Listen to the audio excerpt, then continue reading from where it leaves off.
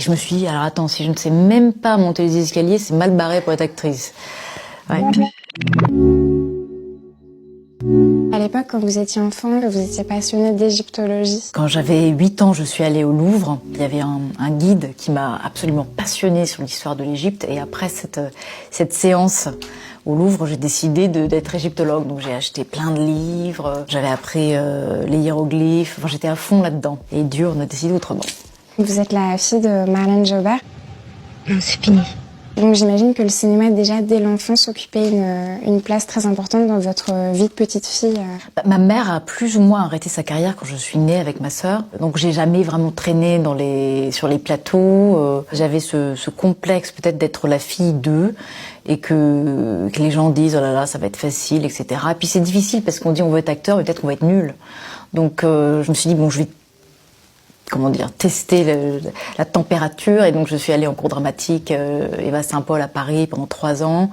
Et je crois que c'est vraiment en faisant qu'on y prend goût ou pas.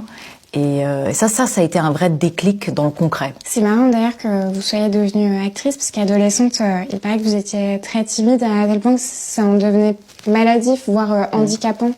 Ah oui, la timidité, ça peut être un vrai handicap. C'était surtout en première quand les oroutes français, les blancs arrivaient, pointaient leur nez, j'ai vraiment paniqué. Je me sentais incapable même de parler en public, de faire des débats ou des choses comme ça. C'était quelque chose d'absolument impossible. Et d'ailleurs, même quand j'avais 12 ans, on m'a mis dans une école une section théâtre. Parce qu'on voyait que c'était un vrai quelque chose de très douloureux et ça m'a fait beaucoup de bien. Mais je restais quand même timide.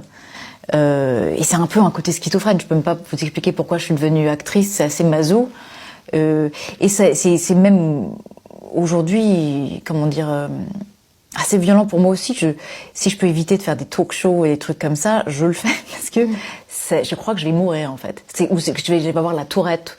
Oui, je vais faire des choses qui vont.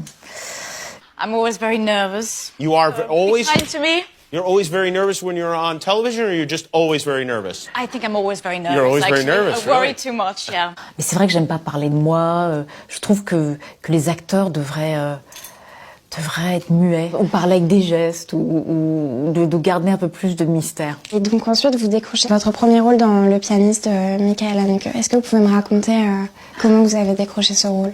Non, j'ai pas décroché ce rôle. En fait, mon oncle est le chef opérateur de Haneke et je visitais ma tante à Vienne et on m'a dit tiens, est-ce que tu veux jouer la petite copine, la figurante là qui passe avec Benoît Magimel devant Isabelle Huppert qui le regarde défaite et détruite. Voilà, et donc j'ai marché aux côtés de Benoît Magimel et je me souviens qu'Haneke me disait mais non, ça va être coupé. Elle sait pas monter l'escalier celle-là. Donc en fait, elle a coupé plusieurs fois cette scène à cause de moi parce que je sautillais sur les escaliers et je me suis dit alors attends, si je ne sais même pas monter les escaliers, c'est mal barré pour être actrice. Ouais, c'est marrant hein. J'étais en cours dramatique pendant 3 ans chez Eva Saint-Paul. J'ai fait quelques auditions. Alors les auditions, c'est toujours très douloureux. Je pense qu'il n'y a pas beaucoup d'acteurs qui aiment faire ça. Pour l'ego, c'est difficile. J'avais décroché absolument rien. J'avais fait un casting. Comment ça s'appelait le frère Roman Coppola, je sais plus, un truc comme ça. C'est ça. Alors c'était, je sautais. J'étais en espèce de latex avec une perruque immonde et je me souviens c'était une catastrophe. La même directrice de casting m'a rappelé quelques mois après pour rencontrer Bertolucci et je me suis dit laisse tomber quoi. J'étais une grande fan de Bertolucci. J'étais jeune mais j'avais cet énorme poster du Dernier Tango à Paris dans ma chambre et j'étais extrêmement timide. Donc il y a ce truc où on se dit oh là là, il y a des scènes dévêtues, des scènes de sexe comme ça. Mais je sais que il ferait quelque chose de bertoluccien, hein, d'unique et de très bien. Hop. Oups.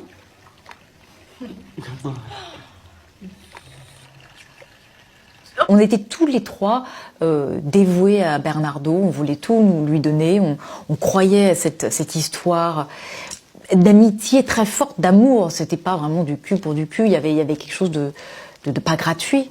Et donc, tous les trois, on n'est pas on est des acteurs qui aiment montrer nos faces. Donc, il y avait vraiment comme un dédoublement de soi. Quels étaient vos premiers souvenirs quand vous avez débarqué à Hollywood?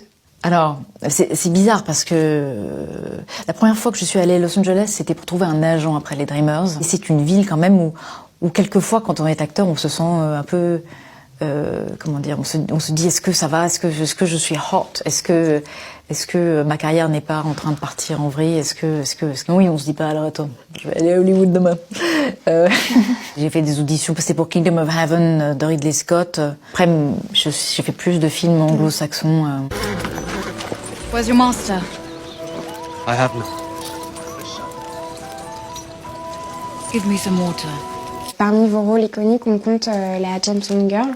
J'ai cru comprendre qu'au début, vous aviez refusé. Oui, parce que quand on vous donne pas le script, quand on vous demande d'aller auditionner, je me disais, enfin un peu prétentieusement, oh là là, non merci. Alors que vraiment, ma carrière n'était pas très costaud. Et c'est vraiment, je sais pas pourquoi, ils ont tenu vraiment que je passe des essais, donc ils m'ont envoyé le script et ça a complètement chamboulé l'idée que j'avais de la James Bond Girl. C'était vraiment, je l'ai pas vu d'ailleurs comme un Bond. J'ai dit tiens, c'est une vraie histoire, il y a une histoire d'amour, il y a beaucoup de réparties. It tastes nice. I thought we dispensed with covers. No. We dispensed with one that was of no use and created another that is. Is he watching? Yes. Good. This is me in character, pissed off because you're losing so fast we won't be here past midnight. Oddly, my character's feelings mirror my own. Et ensuite arrive Tim Burton. Évidemment, on est très intimidé quand on le rencontre la première fois. On se dit, oh là là, c'est Tim Burton, machin. On s'est rencontrés 2 fois dans le rôle de Dark Shadows. Et il m'a pas fait passer d'audition, ce qui était assez incroyable parce que c'était quand même un rôle important. Et je crois qu'il ne m'avait vu que dans le James Bond. Et le personnage était quand même très éloigné de James Bond.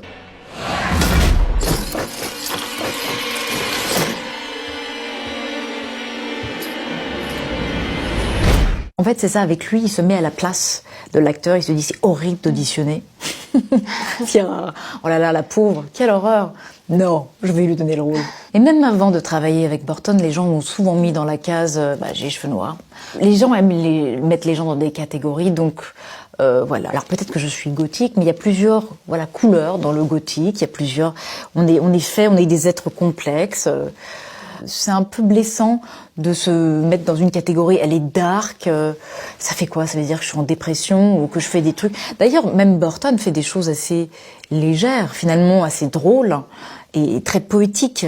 Et je sais que lui, ou même aussi, ça le dérange un peu qu'on le dise, tu es étrange, sans arrêt. Il y a quelque chose...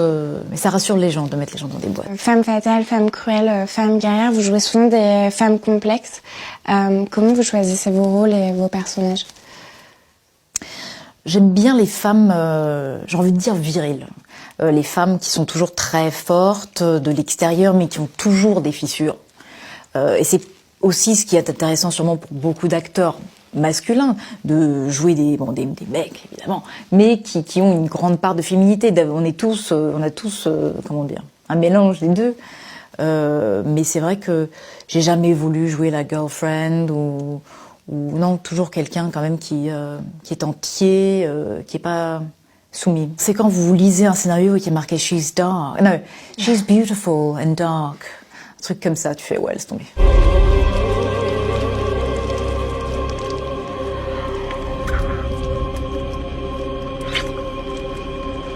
Si vous n'étiez pas devenue actrice, quelle facette d'Eva Green on pourrait connaître? Moi, si je pouvais être fermière, ça me plairait bien. Vraiment, ça fait un peu cucu comme ça, mais la nature est l'élément qui me rend la plus remplie, de faire quelque chose ou en Afrique, dans des, je sais pas, dans l'humanitaire, ouais.